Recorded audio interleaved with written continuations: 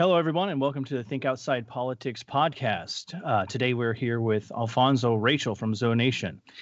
On our previous podcast, contributor and co-founder of Think Outside Politics, Anthony Leonardi, interviewed Dinesh D'Souza about the current state of politics just weeks before he was pardoned by the President of the United States. Today, we're here with Zoe from zonation.com, a compelling voice on the evangelical Christian right. First thing I want to say is Alfonzo, or what do I say? I can say Zoe, right? Just Zoe? Sure. My buddies call me Zoe. All right. Thanks so much for coming on our podcast. I've always enjoyed listening to you, especially back in your Herman Cain supporting days on PJTV. I'm sure you remember that. Yeah. I was a sucker for what were called then the Zonation videos. You got to watch some of those, right? Oh man, heck yeah! My favorite things on PJTV were the Clavin Whittle conversation and the Zonation videos, mostly because they were the two that made me laugh the most. But what I like most about Zoe's though was like I've always kind of believed that when you're talking politics, there's politics is up here, philosophy's right here, but then there's theology is always kind of the grounding for everything. And Zoe is the one who'd get all the way down to the real questions, I think. It's just the questions of theology. As a Christian, that's kind of what I think is the foundation for all of the other conversations. And Zoe, more than anybody else, would kind of get all the way down there. So, yeah, I loved the little wrong. Yeah, actually, I want to piggyback on the point you just said, Ken, because that was an idea I had today. Is I think part of the reasons evangelicals can really get some insight into the culture the way that others can't is because the liberal Protestant versus evangelical fight that took place like almost 100 years ago now, I think set the stage for the culture we're in, where the cultural elites are basically the descendants of liberal Protestants. And so in some ways, we understand what motivates them to see the world in a certain way that others don't necessarily have an insight to. So anyway, that was just an aside. So, but anyway, let's get back to what we were just talking about. The thing that really appealed to me about your Zonation videos back when I watched them was your intro, actually, where you threw the remote control into the TV, and just because it was all leftism all the time, and that was what resonated with me as a young person who had been an evangelical but never saw evangelicalism given the time of day on national television. And I think you and probably Larry Elder are the two people who seem to grasp better than anyone else where that frustration on the right actually comes from. As the left kind of wants to label it racism. There's some kind of latent racism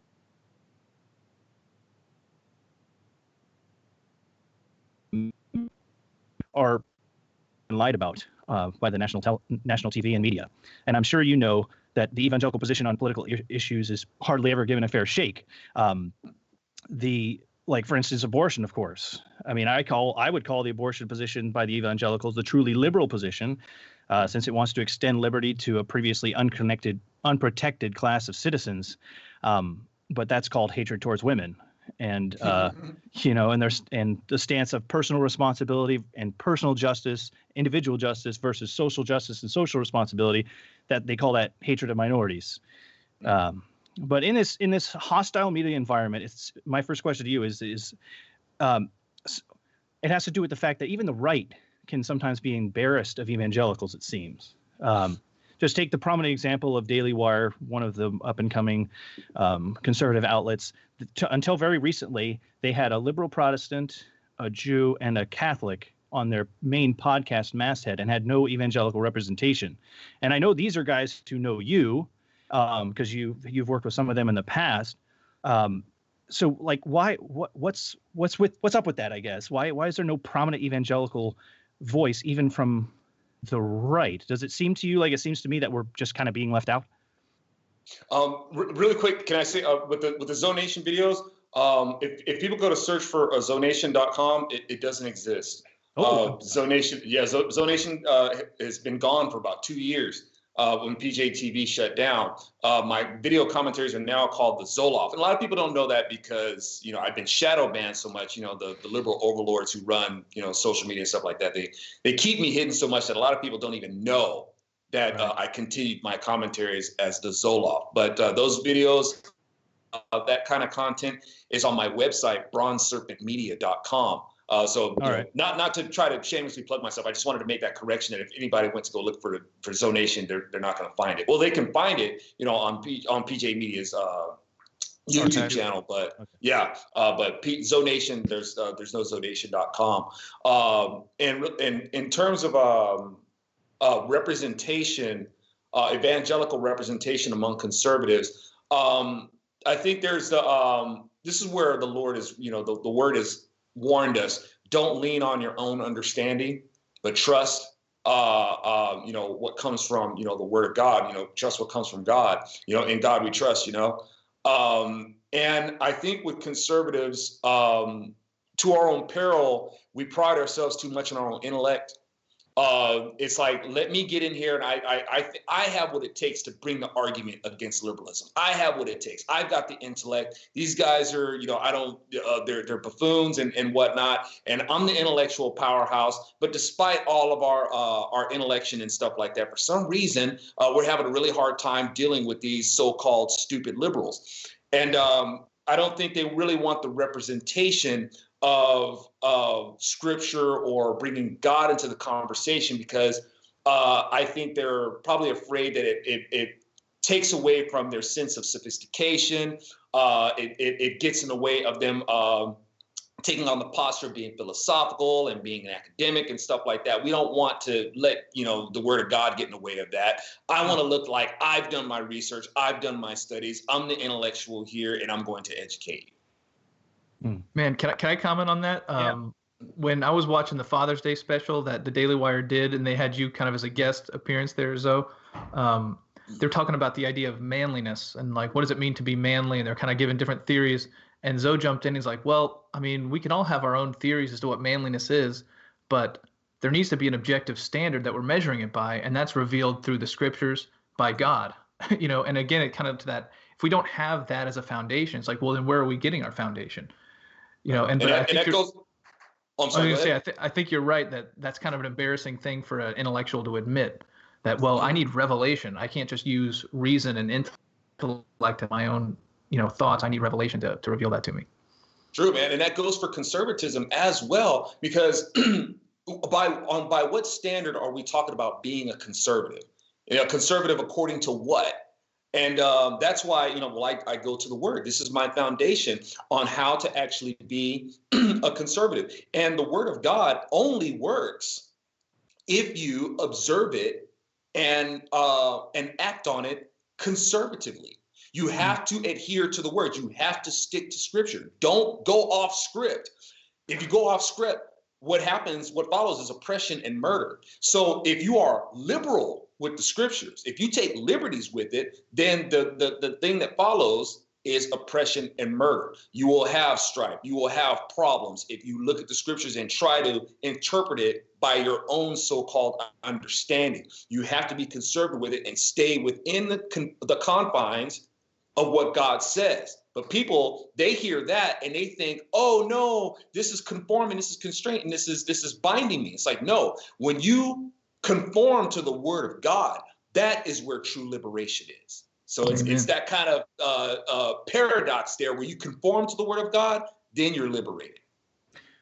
That actually is going to tie in pretty nicely to what we wanted to talk about for this podcast, which is the different perspectives of violence and the right use of violence by the state and also individuals. Because what you're saying is the biblical perspective is what frees you, but sometimes it's kind of tricky to figure out exactly where the Bible comes down on particular issues. Like, we all know that Jesus said, turn the other cheek, but does that mean that the state should not have violence? And if the state comes to you and asks you for advice on whether or not to go to war in a particular instance, does that mean you have to say no every time? So that's kind of where we wanted to go with this podcast a little bit. So let's just start off really quickly by defining them. Of course, pacifism is the belief that war is never justified for pretty much any reason, and then just war. It means it is justified if it's just, which is kind of begging the question of what justice is. But for Thomas, we can use Thomas Aquinas, since he kind of formalized Augustine's view of just war into some categories, which basically come down to three, which was it has to be declared by a sovereign, meaning that individuals don't have the authority to do so. that the people who you're going to war with need to deserve it. So there has to be a just cause, and then it has to have a good intent as well. So it has to be declared by a lawful sovereign. The people have to deserve it, and you have to be doing it for a righteous purpose. So that's basically the just war position in a nutshell. So where do you stand on the political side of that first, whether or not the state has a right to use violence? Well, with pacifists, I hope that pacifists remember that when you're talking about no war and no and you know, in my band 20 Pound Sledge, we have a song concerning this, a song called Color Guard. And and one of the lines I'm paraphrasing is basically pacifists can make all the claims that they want because there's somebody guarding your freedom to do that. Okay? While you're talking about pacifism and no war and stuff like that, there are other people with guns and tanks and jet aircraft defending your right to be able to have that view. Right. Without them, you cannot be out there and be a pacifist. Okay. In terms of going to war, the Lord sent the Israelites to war on several instances, and and this is funny because a lot of times these pacifists, and those who oppose the war and stuff like that, they're the ones saying, if God is so strong and if God is so good and powerful, why doesn't he get rid of all the wicked people? Well, God has done that. And you call him a murderer and a judgmental megalomaniac for it. He's gotten rid of all the wicked people, whether he did it himself or whether he sent the Israelites on a scorched earth campaign where he had them send it. And it's like, yeah, I want you to kill everything. Everything. You know why? Because these people were flipped out wicked. I'm talking, you don't talk about every act of oppression, indulgence. I mean, these people sexual entitlements. They would enslave other people. They were having sex with their kids. They were having sex with their animals. They were making human sacrifices, child sacrifices. I'm talking about a full-on indulgent culture of oppressive wickedness. God's like, okay, these people are way out there gone. Kill them. Everything. I want you to kill the women. No spoils of war, no slaves, no, none of them. All right? Kill the women, kill the children, kill the livestock, burn everything. Why? Because why even the animals? Why? Because their breeding practices were so bad. The only thing they're going to do is spread disease with these animals. You got to kill the animals, right? Don't we complain about that stuff today? The way we look at how our animals are raised and we get diseases from the animals, we're getting diseases from farming and stuff like that. It's like God's like, yeah, these people you're going to have to kill. So people talking about, the Bible doesn't justify war. Yes, it does. And in terms of turning the other cheek, this is not a license to let people walk over you. And don't get me wrong, because I'm not trying to sound like some warmonger or trying to, say, yeah, war and stuff like that. It's not what I'm saying at all. What I am for is ending tyranny. I'm for ending slavery. I'm for ending genocide. I'm for ending oppression. And sometimes it takes a war to do that. And when Jesus is talking about turning the other cheek, we know that the Bible, a lot of it is preparedness. A lot of it is preventative. If you're in a situation with somebody that's escalating into an argument, you're supposed to see these things coming. You're not supposed to be contributing to the escalation of it. You're supposed to be diplomatic. Okay, so if I'm standing with a person, let's say if it's just a one-on-one and we're getting ready to fight, if I don't want to use the language and I don't want to use the body language that says I want to fight. Okay, as the word says, kind word turns away wrath. I want to keep this diplomatic. I want to use the language that's going to keep this that as best as I can to keep this person from wanting to hit me. So I should be prepared for that situation in the first place. But the word does also say, make peace when it is possible. It ain't always possible. Sometimes a person doesn't want to hear what you have to say, and they're probably going to strike at you. So if the person but at the same time, we're talking about preparedness. You got to be prepared for this person to take a swing at you. So if you can, and you're reading them, you're watching them, and you're being diplomatic with them, you got to know their body language enough to say that they're going to telegraph hitting me. And if they do swing at you, you might want to get out of the way so they don't hit you. All right. Now it says that if they strike you on your right cheek. Now, if a person is able to strike you on your right cheek, you kind of had it coming. All right. One, because, okay, but let me back this up. If a person strikes you on your right cheek, that means that most people are right-handed. So if they struck you on your right cheek, if they struck you with your left hand, they didn't really mean to hurt you. That's just that. You gonna go to war over that? Really? It's like if they strike you and if other people saw it, they know that that person's the jerk. And if they hit you and you just stood your ground and just be like, you know what? Okay, it's cool. That person's gonna think a little bit. I just hit this person and he's just blowing it off. I think I'm now that person, you got that person thinking, and other people like, ooh, it's like, dude, that person just took a hit from you. And they're not going to do anything. You might not want to mess with that person. You might want to just back up. And not only that, you got witnesses that you assaulted this person. Okay, now this is where justice can take a hold. Now, but if a person really wanted to hurt you, okay, they're going to hit you with their strong hand, which means they're going to have to hit you with their right hand, because most people are right-handed. And if they're going to hit you on your right cheek, which means they have to draw back for it and then go to hit you. And if they connected with you on that, you had that coming. You're supposed to be prepared. You need to get out of the way because that's a big hit to come. All right. So Jesus is letting you know it's not just about you letting a person walk on you. You got to be prepared. All right. You need to either be prepared to diffuse the conflict before it happens. And if that person is unreasonable and they're going to telegraph the hit, you need to be ready to get out of the way or to be able to protect yourself in some fashion, so that they don't clobber you and keep it coming. Because if they hit you once and they're going to try to hit you again, now your life's in danger and you do have the right to defend yourself. Kent, do you have any thoughts on that particular line of reasoning before we get to our next question? Well, I've actually read that a number of times, that in various commentaries, they say Jesus mentions the right cheek specifically because to the ancient mind, it was always assumed right-handed. And so it would have been more of an insulting hit. Like, you pop somebody on the cheek with kind of a backhand. If they're really going to throw a punch, they're going to haul off and it'd impact your left cheek. So he's not talking about just lay down and willfully take abuse. He's talking about and I kind of like the way Zoe phrased that, is like you have you're being prepared for an encounter with somebody, and your goal is to have the kind answer that turns away wrath, not to escalate the violence. But if somebody's mad and just bent on violence, I don't think Jesus is saying just endure it. You can take the necessary means to protect yourself. And really quick, and now people are also, they'll try to justify pacifism by when Jesus, allowed himself to be arrested. I think people should understand that, one, Jesus didn't just lead a church. He led a militia.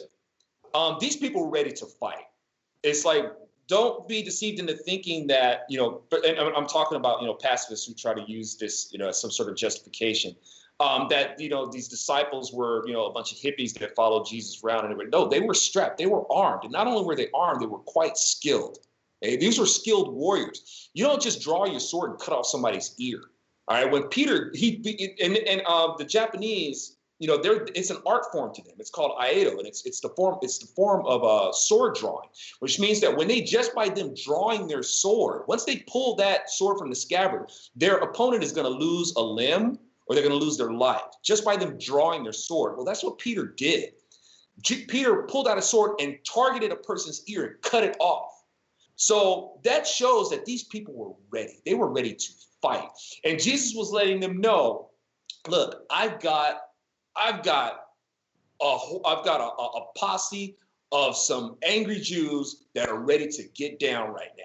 You really don't want to mess with them. And then when he cut off his ear and he put the ear back on Malchus, that's Jesus letting them know that, by the way, I'm God. Excuse me, which means that not only do I have these Jews that are ready to fight and ready to go buck wild on you right now, I've got legions of angels with flaming swords that just one of them can come down here and set the world on fire himself with my power. You don't want to mess with me. All right? You do not want to mess with me. I'm letting you know that who you are arresting right now. And I'm going to allow you to do that. And after everything goes down, you don't think there's going to be retribution for this?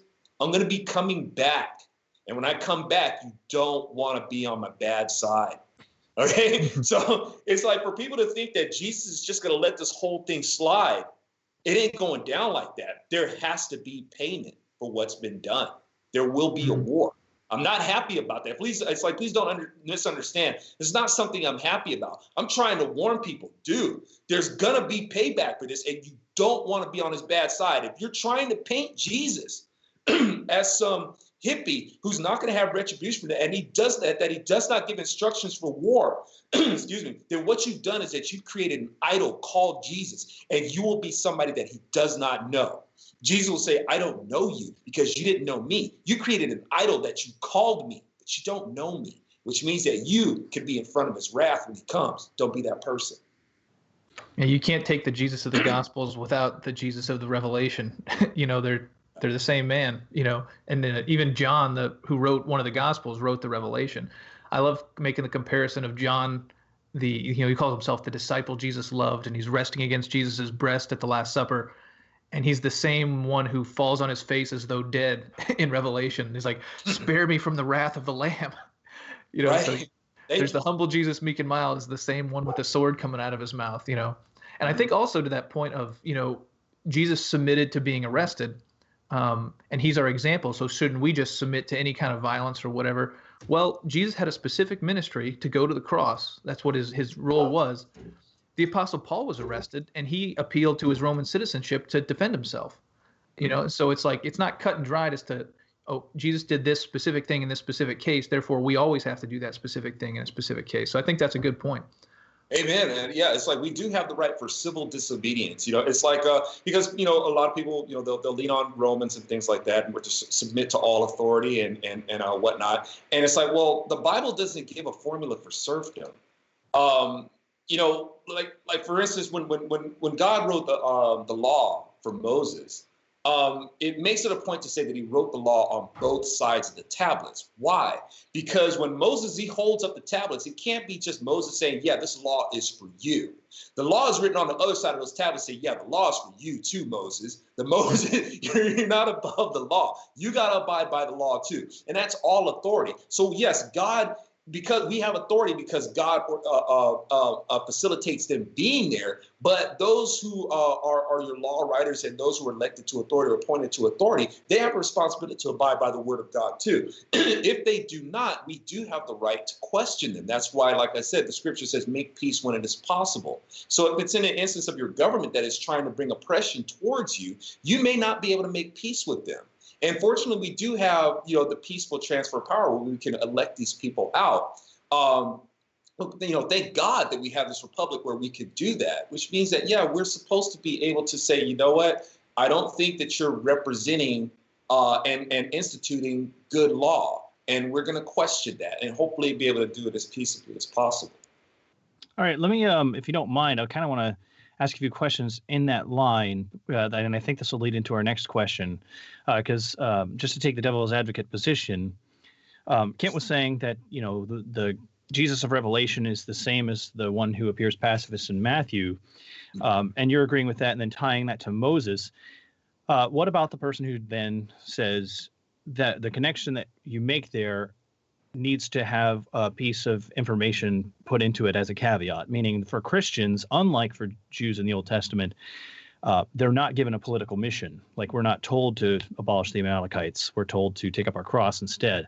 And so the fact that Revelation talks about how Jesus is going to come in judgment, that is in the book called Revelation because it is an eschatological event and not one that we should look toward as happening in the future when he comes again in judgment, the way he didn't come the first time. And so when he came the first time as what seems to be a pacifist, and that's why all the hippie movements usually look to him in Matthew.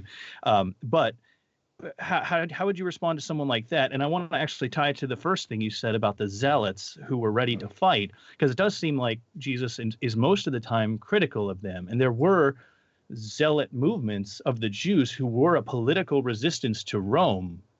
But Jesus does seem to be contrasting with them also in saying that his kingdom is not of this world. So how would you go about responding to that before we move into the next question? Can I say something on that real quick first? I was thinking the zealots, because Jesus had a zealot as one of his disciples, Simon the Zealot, but he also had a tax collector as one of his disciples, Matthew the tax collector.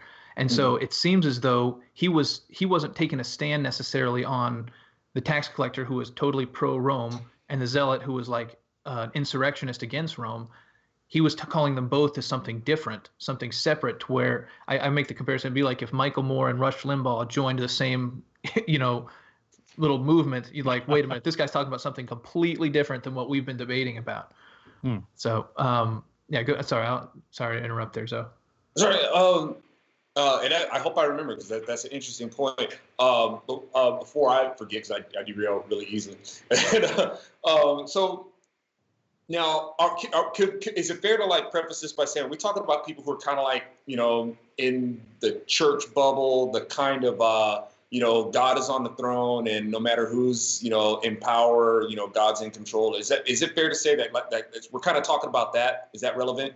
I think they would be one of the groups prone to buy into what I just said, but I think a biblical pacifist, and I do think that there are people who really think that Christians are called to pacifism, and while there are some caricatured versions of them, I'd like to hear the ones who would have that position and be trying their best to hold on to it, given some kind of response to that, to say, no, that misses XYZ about what Jesus's message was for Christians today. We're still not supposed to be completely pacifistic for XYZ reason. I would say that either way can be taken to extremes, to have like a pro-war mindset or a pro-pacifism mindset. I think, both extremes are not practical. But, for this, people need to understand that freedom and peace, they're valuable things, right? That's what we always claim to want. We want freedom and we want peace and stuff like that. Well, those things are valuable. And people have a tendency to want to either steal or destroy things of value. So you can want peace, but you're going to have somebody who's going to want to steal your peace. Or they have their idea of peace that doesn't square with yours, and they're going to try to impose what they believe on you. What are you supposed to do?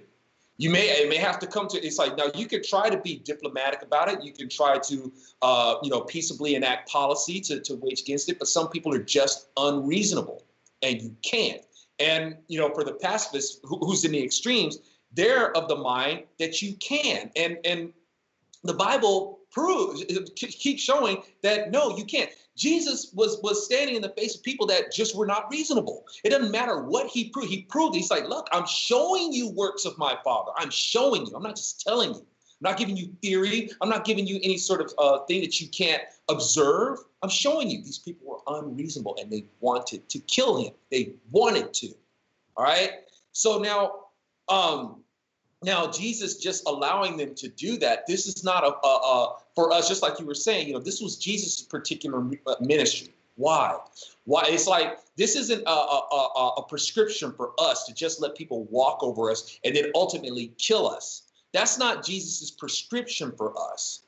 Jesus is the only one who can actually do something very specific. The greatest enemy of us all is death. None of us can beat death. This is why this is Jesus' particular ministry. He is uniquely qualified to beat death. That's why he handed himself over. Now, in order to prove that, he had to meet death. He had to meet death to beat death. Okay? So that's not a prescription for us, because we can't meet death and beat death. That's Jesus' job. All right, so this isn't a formula for us to go out and just let people walk over us. And it's not a formula for us to be serfs. It's not a formula for us to be just submissive to government, because it's not going to please God to just let our freedoms get voted away. God's like, yeah, I blessed you with freedom. I blessed you with a republic where you're supposed to acknowledge the rights that I've given you. You think it's going to please me that you just let them get voted away? Even if you have to fight for it, so others can enjoy what I blessed them with too. It's like, no, I think you've got me all wrong. Well, that's going to definitely tie into the next question, which is going to take the pacifism, just war idea and then make it a little bit more personal, because I mean, the pacifism stance of no violence by the state can very easily, meld with the idea that should be no aggression at all from at any point, at any time, for any reason. And my co-founder at Think Outside Politics, Anthony Leonardi, and I just gotten discussion about this very thing over an article I had just written about Jordan Peterson. I'm sure you're familiar with him. He's all over the place now. And I was writing a critique of his first chapter of 12 Rules for Life, where he basically calls the Christian idea of compassion a recipe for suckers. I don't think he ever comes out and outright says that all compassion is being a sucker, but he does say that the people who are prone to compassion are easily taken advantage of by bullies, for instance. And so my argument against him in my article was I took the complete other side, and Anthony's the one who stood up and took your side and said, no, wait, Norm, you're going too far. But my position was that I think in the case of a bully, you have two options. Either the bully's bullying you or the bully's bullying someone else. And the recipe, if he's bullying you, if you're interested in saving the bully's soul, which the Christian should be, in my opinion, is to turn the other cheek. Because if he hits you and then you exude the strength to know that this physical world is nothing in comparison to the kingdom of God, and so you'll give away this life for the benefit of his soul, and then he hits you again, that is the Christian bearing witness to the fact that this world is not all there is. And in the case of somebody else who's being bullied, I mean, that's where normally people will go in order to say that view breaks down, is you still got to defend someone else. I would say yes, but I don't know if defending him the way Jordan Peterson wants you to defend someone, where you kind of puff up your chest like a lobster and you fight against the bully. It seems to me that Jesus might have gone over to him, put his arms around the victim and taken the blows for him. You know what I'm saying? That seems to me to be the Christian picture of what you do in the face of violence, is you're in both cases absorbing the violence on behalf of another world and putting it into it.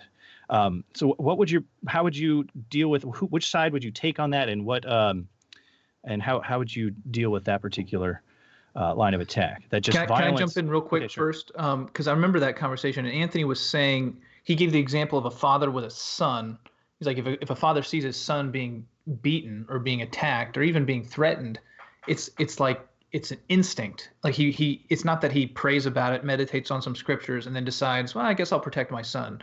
It's like breathing. You just go over and you just do it, the same way. And he would say that's not a wicked instinct, that's actually righteous. And that even Christian to have that kind of defend the weak, and even if it's yourself that's being attacked, you can kind of have this righteous instinct. And so I guess that's kind of the tension. Like we have this instinct, especially with a father to his son, that we'd agree that seems to be something given of God that's righteous. Yet we have, I think I kind of resonated with what you're saying too, like Jesus taking the penalty for sin, kind of him wrapping his arms around us and absorbing the blow that was going to come to us in pure grace because we didn't deserve it. And you kind of doing that for the bully, or you doing that for the victim. I guess that's a good question. Like where do we draw the line there? Where do we articulate which one would be right, which one would be in what situation which would be right? Now that let me see. Where was the top of that question?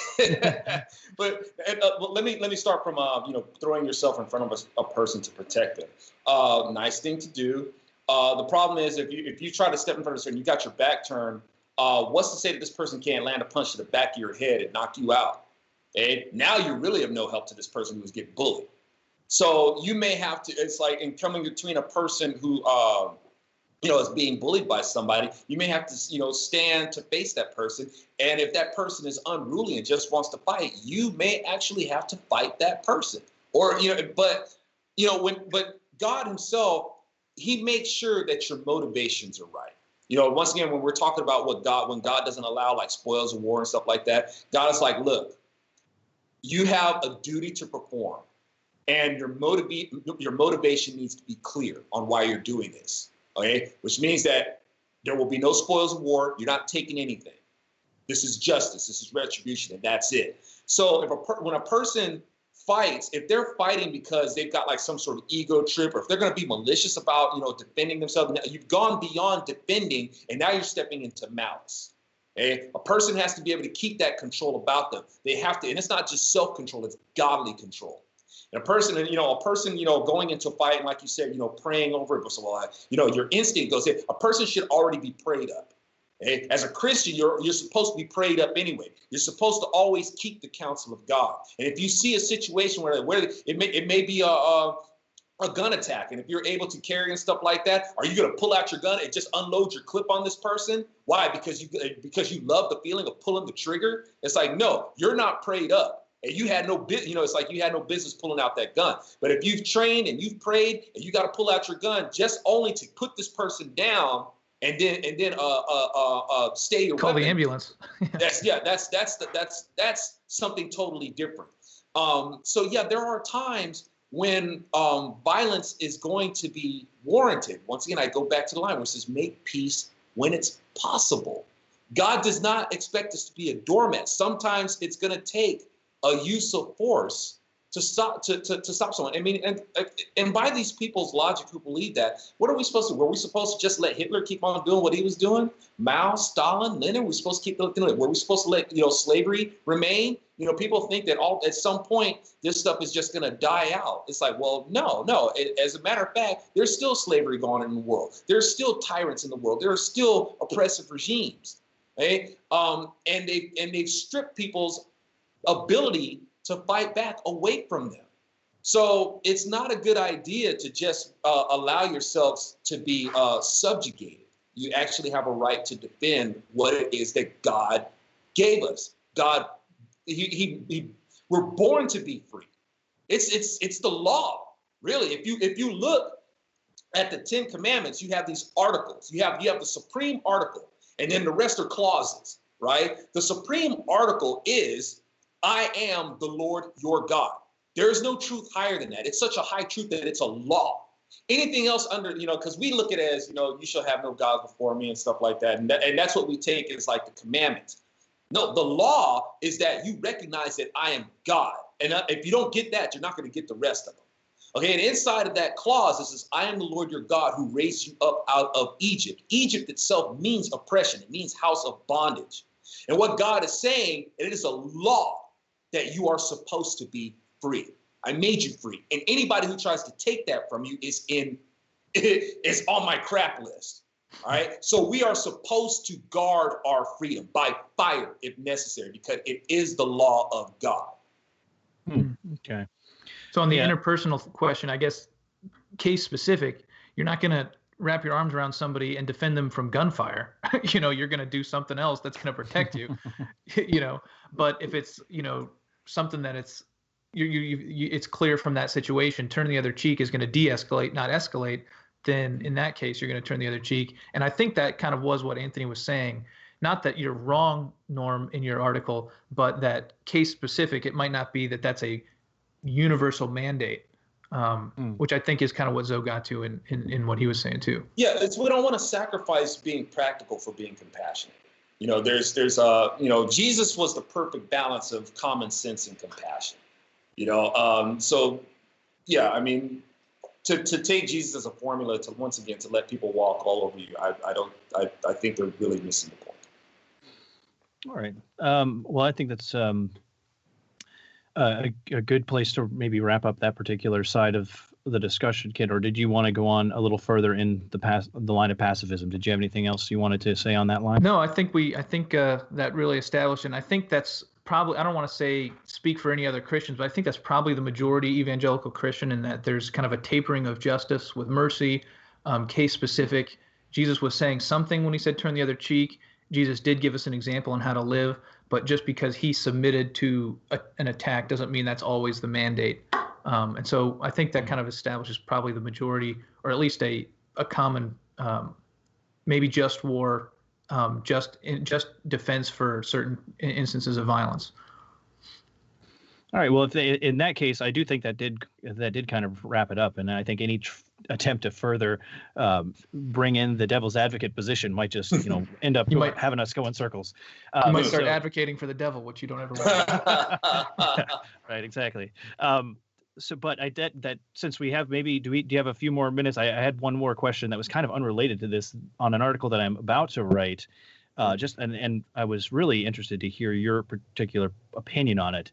And it has to do with the recently, I don't know how recent it was. How long ago was Martin Luther King's 50th anniversary? A month It was like or two ago. It was in April. something like that. April. The Gospel Coalition, which is a group of evangelical churches, commemorated his event and brought a bunch of different pastors in. And it seems like that sparked something within a lot of evangelical churches to think about the race issue. And I know our sister goes to a particular evangelical church. I know the church I go to down here is going through some of the same kind of thing. They're all thinking about this issue and how to deal with it. And some of them are thinking more on the left side of things. Some are thinking more on the right. But there were a few pastors who seemed to be bringing in the left wing kind of line on this. Like we have to show our virtue by basically not doing what evangelicals did in the past. And what I mean by that is this: we rightly feel guilty for rejecting Martin Luther King because he was the pastor we needed to hear from to let us know that our acceptance of segregation was not separate but equal. It was completely unequal, right? And so evangelicals rightly don't want to commit that same mistake again. And in order to show that they wouldn't commit that mistake again, they seem to be wanting to take the Black Lives Matter movement and other movements seriously and say, no, we believe you. We believe you that that's an injustice. And some of the pastors were kind of going that way, and they're kind of almost taking a paternalistic attitude toward their own flock who are expressing doubts about whether or not this modern movement is the same as the old one. And so I was kind of wanting to get your thoughts on it. Have you seen that type of move in the evangelical church, and what are your thoughts on how the evangelicals are handling that? Yeah, and forgive me because I'm bad with dates. I'm like, was it April? Was it February? I'm horrible with dates. I see a lot in the church that feels like there needs to be like some sort of like pandering or, patronizing. And I see this kind of conformity to the world. And you got to be really careful with that because it seems like the right thing to do. And that's why the word says there's a way that seems right to a man, but its end leads to death.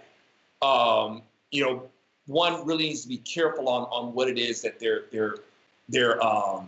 leaning towards, and from a person's perspective, from our human perspective, it seems right, but we're getting caught up with the affairs of man. Saying this to the evangelical church, be careful that you don't get caught up with the affairs of man. Jesus called Peter Satan because of this.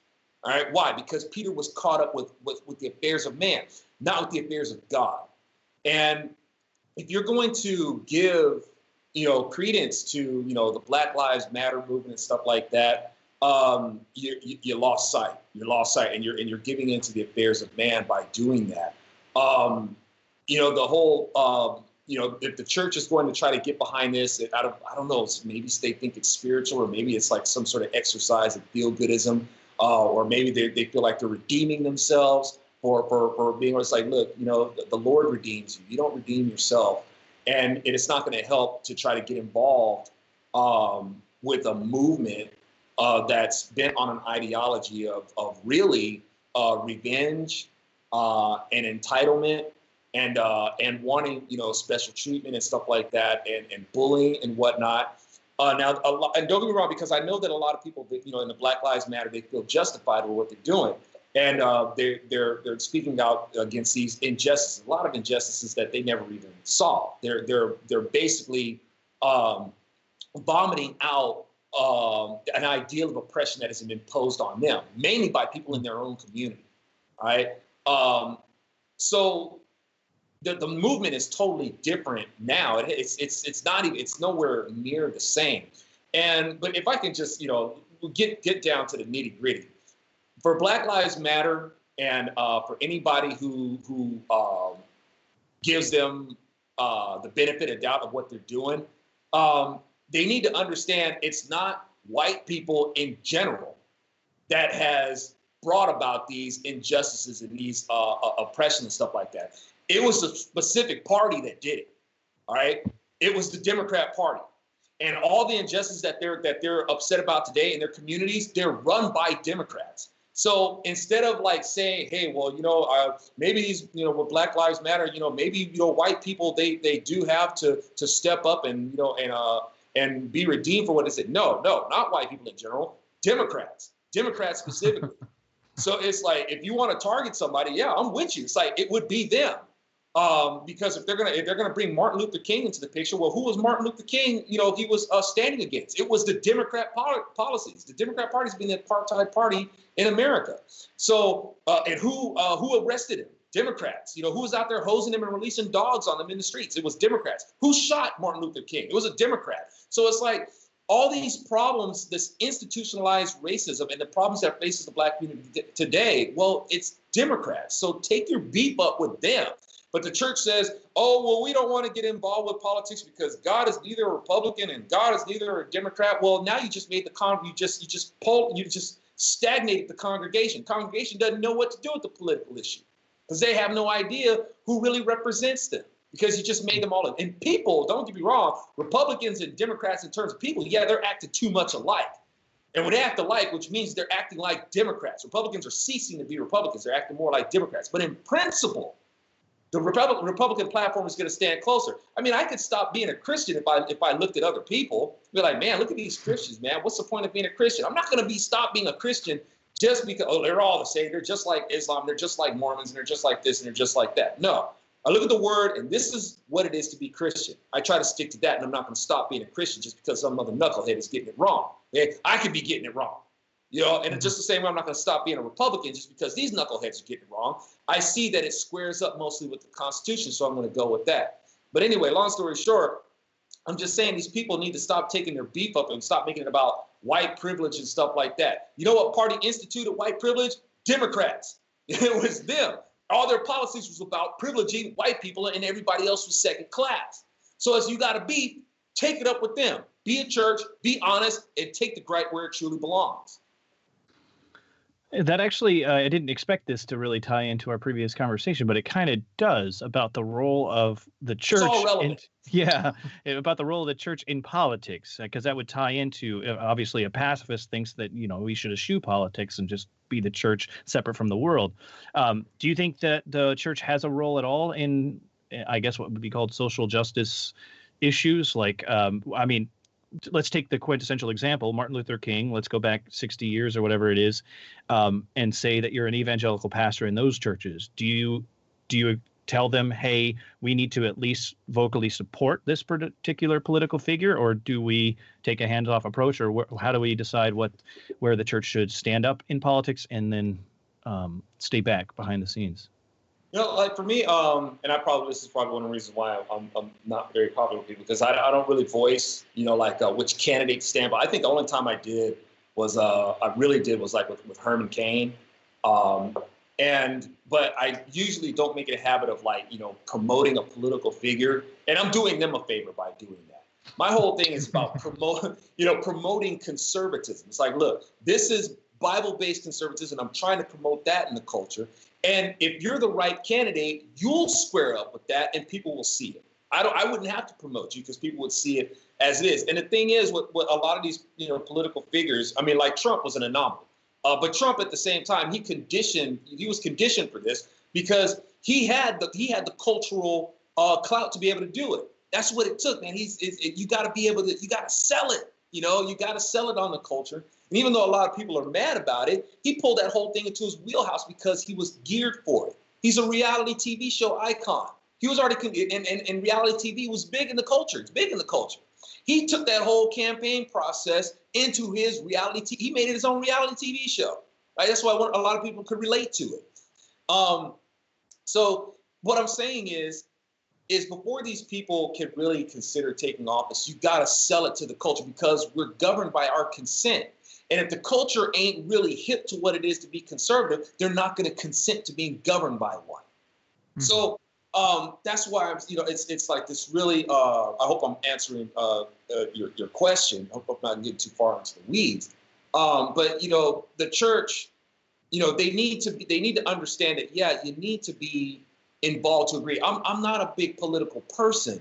But I understand that you can't just be in your church bubble and just ignore it. You can't do that because your freedoms can get voted away from you. You don't want that to happen. That's going to tick God off. The church, can't be like, God's on the throne and we can do whichever we want. No, you need to take what you've learned in the gospel and you apply it to everything. You want to keep this republic where you're free to worship God, you better vote.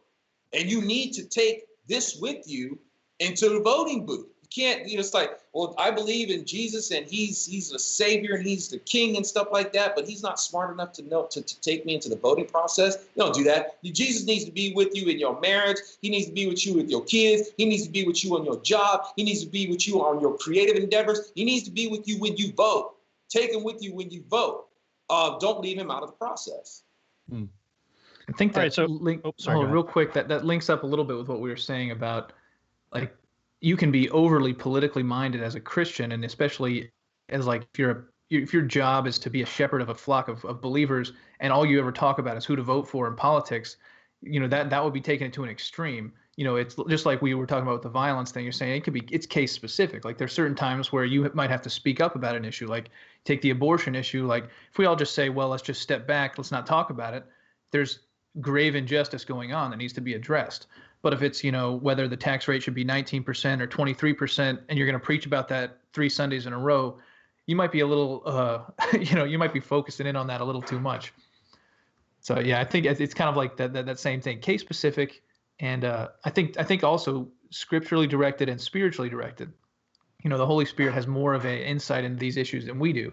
And like you're saying, if you're prayed up, you're focused on the Lord, you go into a decision, He's going to be able to give you the insight. And if you're just trying to rely on your own understanding, you don't have omniscience or omnipotence to know what the situation is and what it actually calls for. You have the scriptures directing your thinking, but you also have the Spirit who, as you're focusing on Him and as you spend time in the Word and spend time in prayer, He can guide you specifically. Yeah, we need to speak up about this political issue, or no, that's not something that we need to speak up about right now. Yeah. I want to piggyback off of what you're saying there, Kent, to kind of get this into what I would think would be a final question on this particular topic. Because there are Christians, I think, especially ones in the Gospel Coalition who I was watching preach on the issue, who are troubled. I think they are spiritually troubled with the existence, and this is aside from the political side, whether or not what we're supposed to do on the political side. What about in the church when we still have segregated congregations? And it seems to me that might be at the heart of what's kind of eating at the conscience of some of these pastors, is that we're not showing an example to the world of what a Christian unity looks like so long as we're segregated in our own churches. So I'd wonder if having predominantly white churches and predominantly black churches, you mean? That's what you mean by segregated? Yeah. And just different worldviews too. Politics plays into the different worldviews a bit because, as we were saying, some communities have different views of how they've been oppressed and everything. But we're physically segregated at the very, very least. And I was wondering what Zoe's perspective on that. Is that something we should be working to end, or are they right to kind of find that problematic with their conscience? Or what is your perspective on the continuing segregation in the Protestant church? Yeah, it's what a paradox that is, or it's we had this civil rights movement to end segregation, and what do folks go into anyways? I don't mind being segregated as long as I volunteered for it. I don't like forced segregation, but now people are just volunteering to be segregated. Yeah, you have your predominantly black churches, and I get it. People want to be around where they're comfortable. If you got black people who are more comfortable being around just black people, and if white people are more comfortable being around white people and whatnot. And I personally haven't really seen a white church where it's just like, well, we're just more comfortable just being a white church. I haven't seen that. I have seen that with the black community. Black community is like, yeah, this is black church, and we're just more comfortable being black church. That's the problem I have with that, is that's when you're putting color before kingdom. And nothing, if you're a Christian, nothing should come before the kingdom. Your country shouldn't come before the kingdom. Your color shouldn't come before the kingdom. Your chromosomes shouldn't come before the kingdom. Anybody who's like, professing to be a Christian, but they put these importance on these other things, like you're not putting the kingdom first. So in terms of, and it is disappointing because, you know, like when you go into the inner cities, you see churches like everywhere. It's like, well, how is it that I'm seeing all these churches, but I'm not seeing a lot of prosperity? You know, how come there's, you know, there's not enough, growth and development and businesses and stuff like that? Well, unfortunately, a lot of times, you know, and this takes all kinds, but if we're speaking about the Black community, you know, I'll just kind of, you know, go there. You know, the doctrine that's being taught is false. You know, it's not true. It's like the reason why there's not the growth and there's not the development, there's not the fruits. It's like the community is not fruitful. And the Lord says, hey, I need you to be out there and be fruitful. Be fruitful, please. And people will know you by your fruits. Well, you're not producing fruit. Why? Because you're not being fed the right gospel. You're being fed a false doctrine. You guys are learning something about Jesus that I really didn't teach. So, you know, and one of the reasons why that's going to happen is that if you feel like you can only be comfortable around other Black people, then you're going to miss sight of what Jesus was talking about. Because Jesus is talking about, I'm speaking to all nations. You think I'm just speaking to you? You just think that you can only gather around you? And this is you not taking the gospel out into the world. You guys have put yourself into your own bubble. You've quarantined yourself. And if you've done that, how can you go out to the world and preach the gospel? I need you to be that salt and light. You're not being salt and light. You're just staying in this containment. I don't like this. And your community will not be fruitful. You will not develop. You will not prosper. And you guys will always stay in a state of discontent, and you will always have these gripes and these grievances. You just go around in circles in a state of arrested development. I kind of am going to risk making myself into a caricature of myself here by taking a devil's advocate position again on this. What would you say to somebody who says that perhaps there is something, though? I mean, because I get what you're saying. I don't think the Christian vision is ultimately one that allows for divisions based on race. But what would you say to the person who's in a Black church who says, well, in our particular case, you know, given the sinful world we live in, and ultimately this division comes from sin and past sins, but that because of that sin, the Black church is retaining a kind of memory of how to deal with suffering in a way that really no white church can do, and that by maintaining that identity and keeping that memory alive, they may be doing something to preserve a uniquely Christian vision of the world that produced things like these Black spirituals that are deeper in some way, even though they use words like ain't and all of that. In that, they show a deeper spirituality that maybe it's worthwhile for these Black churches to be keeping alive. What would you say to someone who thinks that way? Well, keeping something alive is one. It's still under the umbrella of not forgiving, and it really and they're trying to hang on to something. And this gets into tradition. It's not tradition that we're supposed to be hanging on to, or things that qualify you in a certain culture and hearing things a certain way. Truth is truth, and it sounds beautiful in any language. I don't care who says it. You could be an Asian pastor with the thickest Asian accent. If you're speaking truth to me, I'm going to love it. All right. I don't care what it is.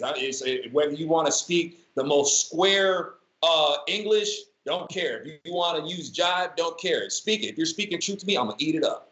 I don't care. I don't care what it is. And the idea that a person has to, this is a person who is really just they're hanging on to the past. And if you do that, you really can't move. It's like we talk about being forward leaning, think forward and be progressive and stuff like that. Well, if you feel like you have to be in a certain environment that keeps to these past traditions in a way that it makes you feel comfortable, then you're missing the point. I mean, because as far as Jesus was concerned, it's like, no, you're going to have to go out and you're going to have to be uncomfortable. That's why Jesus sent the Comforter.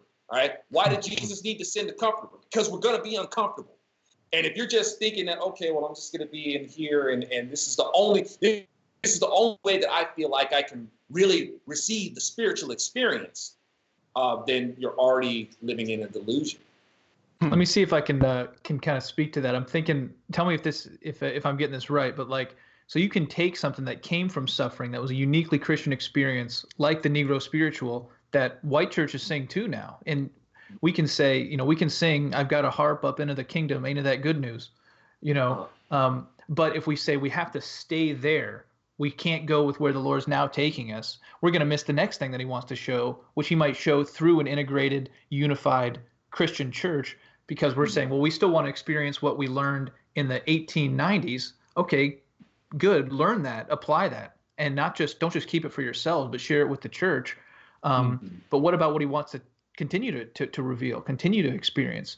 If we're just saying I think that you used the phrase arrested development. It's kind of like we want to stay with what we've learned, which I think, you know, the veneration of Dr. King can do sometimes, because it's like, yes, we want to be like Dr. King. Well, it's not 1960 anymore. You know, we're thankful for what he did in the 1960s, but perhaps there's a new thing that God's doing. And if we're just sticking with what had been going on in the past, we're going to miss his answers to what's going on right now. Yeah, absolutely. And this is one of and by doing this, the Black community does themselves a great injustice, because it's like the Black community wants to make this signature that the slave and the segregation and the oppressive experience is something that's unique to them. It's like, dude, get over yourself. We're not the only ones. Slavery has struck everybody. All right. Segregation has struck everybody. It's like, I really can't name any cultures that haven't endured racial hatred or strife or something like this. This isn't something that is just fell on Black people, and white people aren't the only ones to do it.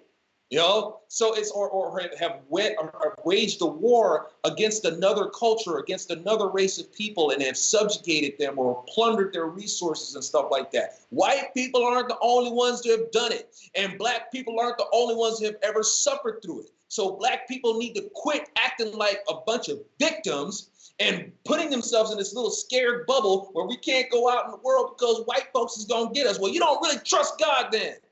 So it's like, stop it. This is not an experience that is unique to us, and it doesn't glorify God.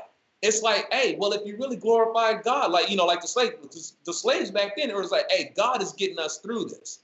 And you know what? Them shackles are gone now. And if you're still acting like you're still in shackles, well, Jesus is like, yo, won't you act like you're free? Did you not find freedom in me or not?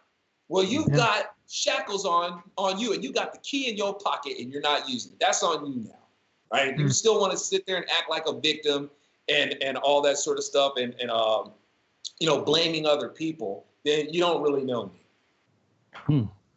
All right. Wow. So unfortunately, I think that means we're out of time.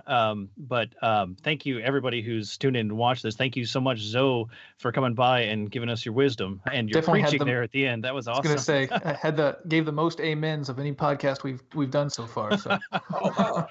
Thanks. Thanks for. If you are listening in, definitely check out Zoe over at bronzeserpentmedia.com. Did I get that right this time?